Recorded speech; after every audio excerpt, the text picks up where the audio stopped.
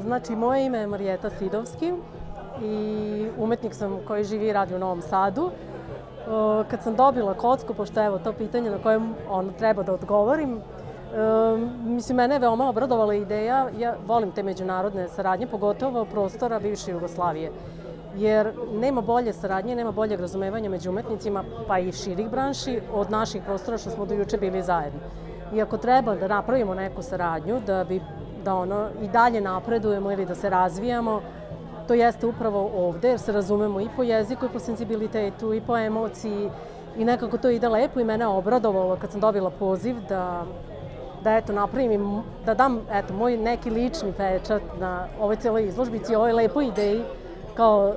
sjedinjavanja umetnika iz Slovenije i Novog Sada, odnosno Maribor i Novog Sada, konkretno dva grada. Tako da sam se rado odazvala pozivu, dobila kocku, što je mene još dodatno inspiriralo, jer ja radim male formate, radim kocke u malim formatima, 20x20, 25x25, i onda kad sam čula da je to kocka i da je to tako, malo izlazi u 3D, meni je to bilo interesantno i kao slikaru, i onda sam jednostavno samo uradila ono što već radim, i to je to, jednu malu ljubavnu priču zatvorenu u toj kocki, kad se otvori poruka nekom, može se svako pronaći, mogu se ja pronaći, i to je to. Jedna mala ljubavna poruka. Eto.